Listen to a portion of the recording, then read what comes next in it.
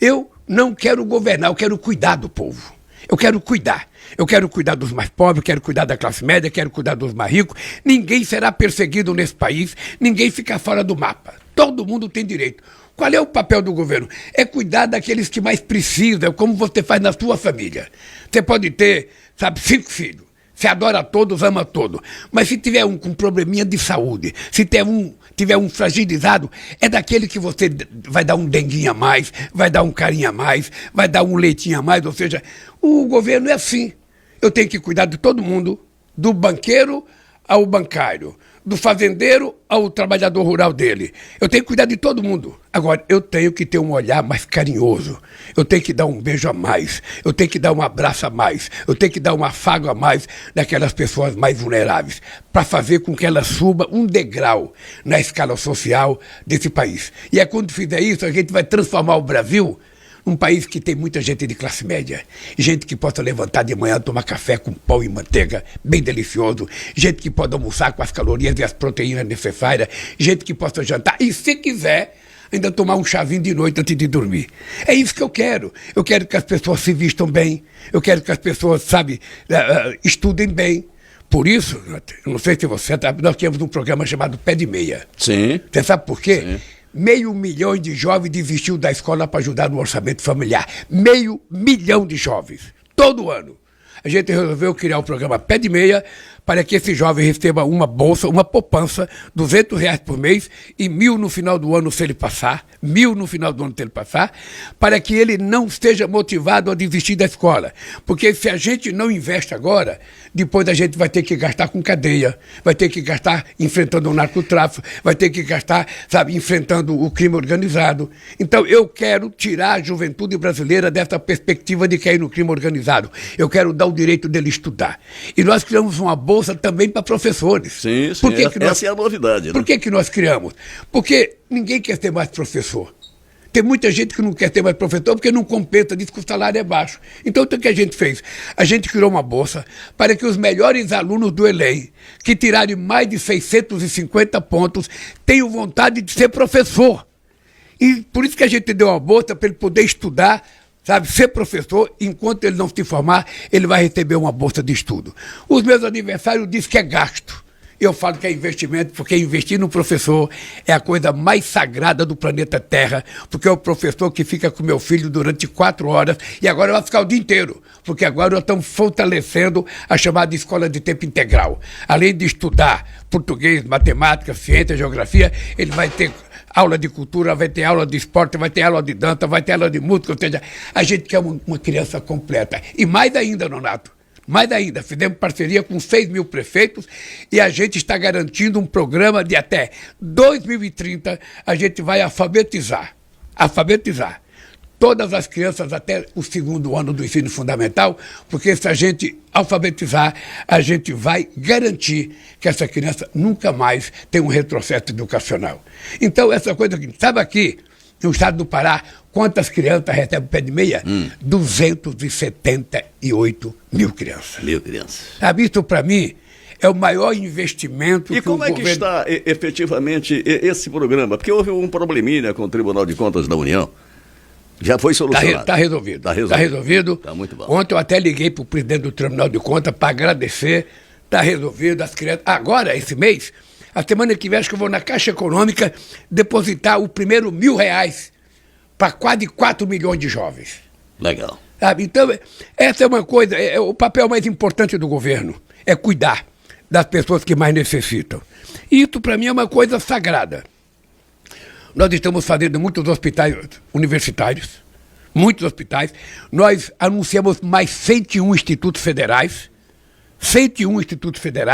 para que a gente possa garantir ensino médio para as pessoas, ensino profissional, para que a gente tenha a nossa juventude mais qualificada. Agora, a Procop, o Helder me disse ontem que tem 36 mil jovens se preparando, aprendendo um pouco de inglês, aprendendo um pouco de espanhol, para a gente poder dar um show de cortesia, de respeito e de bom tratamento às pessoas que vierem participar da COP. É isso que vai acontecer. Você guarda bem, Nonato. Mande fotografar tudo, a imagem de Belém como é, para você fotografar a imagem de Belém depois da COP. Vai ser uma outra cidade, com mais espaço cultural, com mais espaço com mais saneamento básico para os pobres, com mais coisa, com mais hotel de qualidade, porque também o turismo cresceu aqui em Belém. Teve 1.200.000 pessoas que vieram visitar Belém, do Brasil e do mundo. Ora, porque a economia está melhorando, as pessoas estão ganhando mais, então as pessoas querem viajar. Quando as pessoas começaram a falar que o aeroporto de Belém está ficando rodoviária, é porque o povo está viajando. E se o povo está viajando, é porque ele está ganhando mais. Olha, Nonato, eu sei que você deve ter pensado assim. Esse Lula ganhou as eleições, o partido dele só tem 70 deputados, o PCdoB tem pouquinho deputado, o PMDB também não tem tanto, o PSB tem pouco, então o Lula vai governar com a maioria de deputados contra. É verdade. Ou seja, nós não temos mais que 120 deputados em 513. Entretanto, nós conseguimos aprovar todas as coisas que nós queríamos no Congresso Nacional. Com muitas reuniões, com muita conversa, com muito debate. Nunca um governo conseguiu aprovar tantas coisas como eu consegui aprovar de 2023 a 2024. Mais do que 2008, mais do que 2003. Muito mais. E muito mais do que no governo da Dilma. Olha, numa demonstração de que a rivalidade política que você tem no processo eleitoral, ela não pode continuar depois das eleições. Quem foi eleito tem que dar conta do recado. Quem foi eleito tem que governar. Quem foi eleito tem que cuidar daquilo que ele se comprometeu a fazer. Então eu sou agradecido ao Congresso Nacional, sabe? Ao Rodrigo Pacheco, ao Arthur Lira, que me ajudaram muito. E agora nós temos 2 novos presidentes que vão me ajudar muito. O Mota vai me ajudar muito e o Alcolumbre vai me ajudar muito para que a gente coloque a pauta, não do governo, a pauta das necessidades, das prioridades do povo brasileiro para votar. E quando a gente colocar a pauta do povo, eu tenho certeza que o Congresso vai aprovar. Eu estou muito tranquilo com relação a isso. Muito tranquilo. Presidente Lula, muito se fala na exploração de petróleo na Amazônia.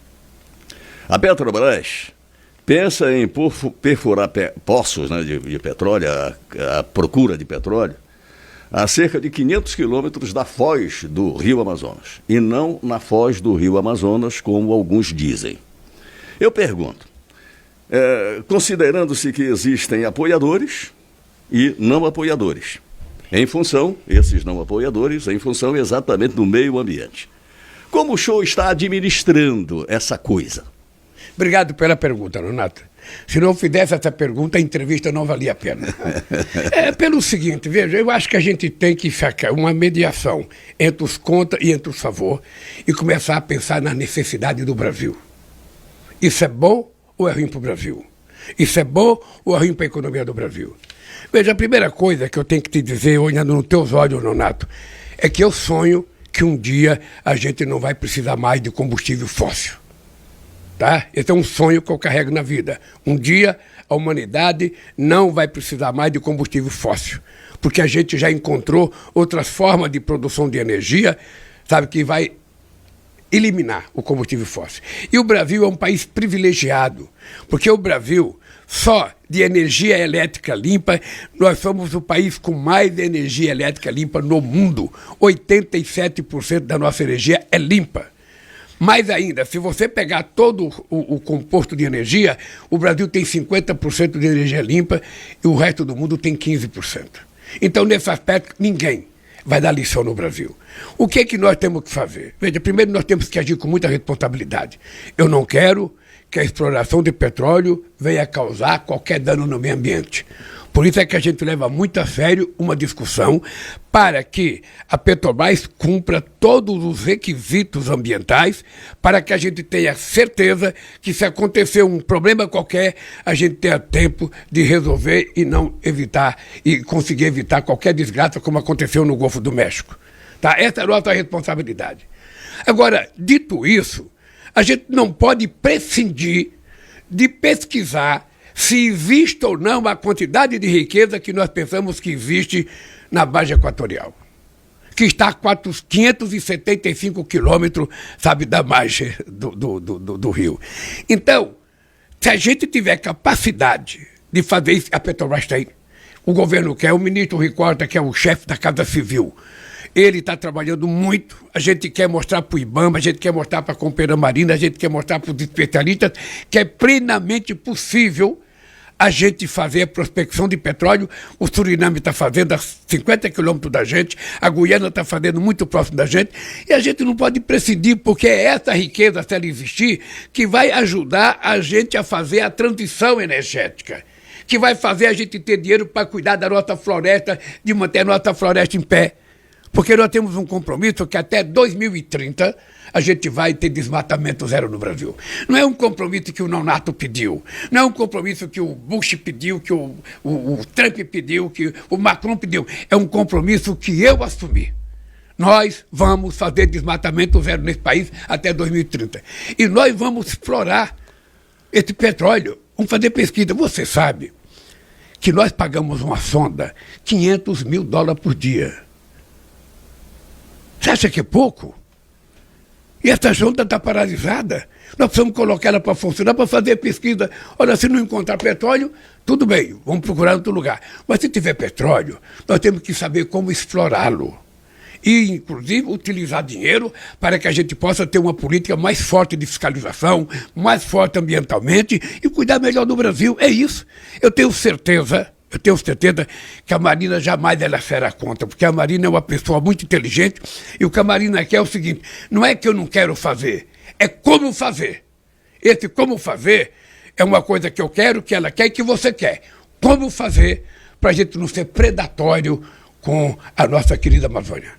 E por isso que eu acho que a gente vai fazer, sabe, com muita responsabilidade, e se tiver petróleo, a gente vai ter mais dinheiro para fazer mais educação, mais saúde, mais tecnologia, mais dinheiro para contratar gente para o IBAMA, mais dinheiro para contratar professor, mais dinheiro para contratar médico e mais dinheiro para cuidar do Brasil.